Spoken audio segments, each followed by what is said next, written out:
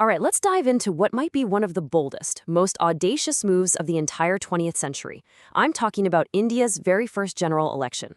This was an experiment on a scale nobody had ever seen before, and pretty much everyone was betting it would fail hard.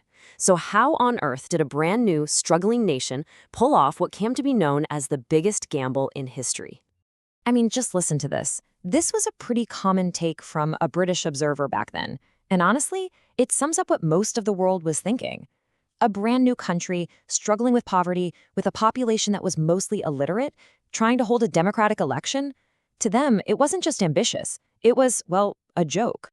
And to really get why people were so cynical, you have to transport yourself back to India right after independence.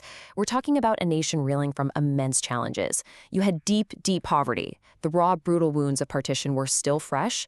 And on top of all that, they had to figure out how to bring hundreds of princely states into the fold.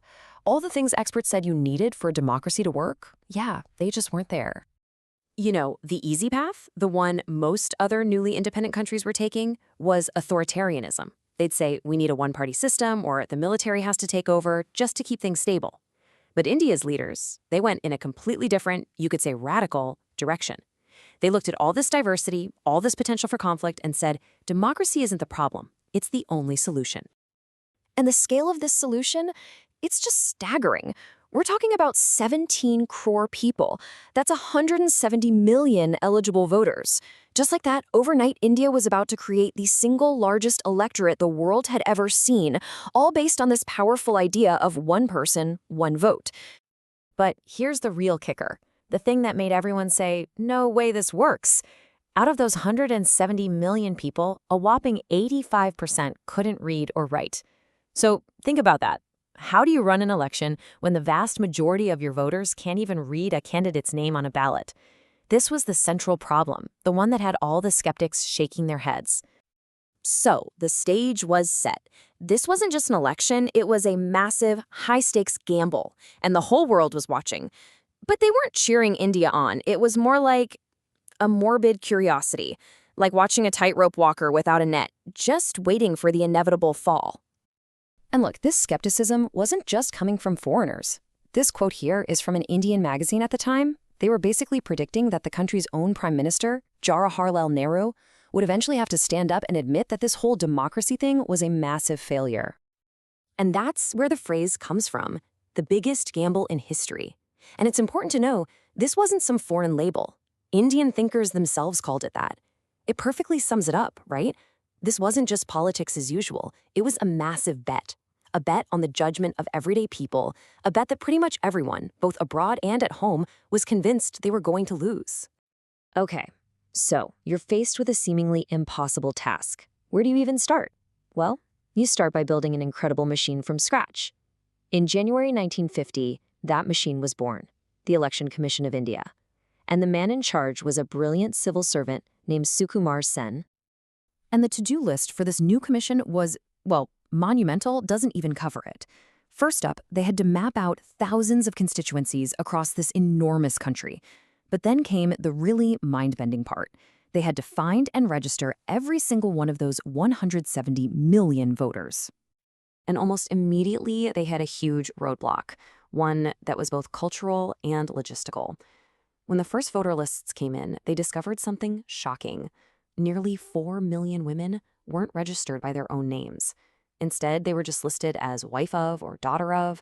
I mean, this was a massive problem that could have kicked millions of women out of the election before it even started. But what the Election Commission did next was, frankly, revolutionary for the time. They put their foot down. They refused to accept those entries. Sukumar Sen and his team just sent the list straight back and said, nope, every single person must be registered with their own name. It was this incredible statement about equality, right at the very beginning, baked into the DNA of the whole process. I mean, the sheer logistics of this whole thing were just off the charts. You're trying to hold elections for over 3,200 state seats and nearly 500 national parliament seats, all at once. And to tackle that big illiteracy problem, they came up with a brilliant solution.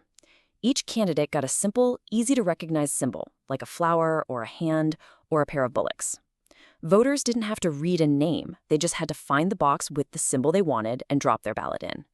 Simple, but it meant they had to make nearly 2 million custom steel ballot boxes. So after all that incredible preparation, the moment of truth finally arrived. For 4 months, from the end of 1951 to early 1952, the entire country went to the polls. The world was watching, holding its breath. So, did the gamble pay off? The answer was a huge, resounding yes. I mean, against all odds, more than half the eligible voters showed up. This wasn't a chore for people. It was like a celebration, a festival of democracy. You saw people embracing this brand new right to vote with just incredible passion. And let's be clear, this wasn't some sham election with a predetermined outcome. Not at all. It was genuinely competitive. For every single seat up for grabs, there was an average of 4 candidates running. That means people had real choices. And everyone, even outside observers, agreed that the whole thing was remarkably free and fair. But maybe the single most important thing that happened was this.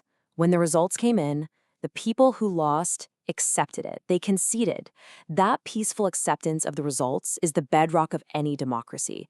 It set this incredibly powerful precedent and built instant trust in the system, which is something you absolutely have to have if it's going to last. So, when all the dust settled, what was the real payoff? What did this massive gamble actually achieve? Well, it was way bigger than just an Indian success story. It ended up being a landmark moment for the very idea of democracy everywhere. You remember all that cynicism at the beginning? That talk of an absurd farce? Well, this headline pretty much says it all. The world wasn't just impressed, it was stunned. What was supposed to be a total failure had turned into this incredible triumph. What India's first election proved was nothing short of revolutionary. It proved that democracy isn't some luxury item just for rich Western countries. It proved that the right to vote is a fundamental human right, not some privilege you have to earn. And it proved, without a doubt, that you need a strong, independent body like the Election Commission to make sure the game is played fair for everyone. In the end, this was so much more than just a political event. It was a civilizational statement. It was a profound act of faith in ordinary people. A declaration that a nation's real strength doesn't come from its bank account or its literacy stats, but from having trust in the collective wisdom of its citizens. And really, that's the bottom line here. The biggest gamble in history paid off, and it sent a message to the entire world. Democracy is for everyone. It's not a privilege reserved for the few. So the question it leaves us with today is, in a world where that very idea is being tested all over again, do we still remember that lesson?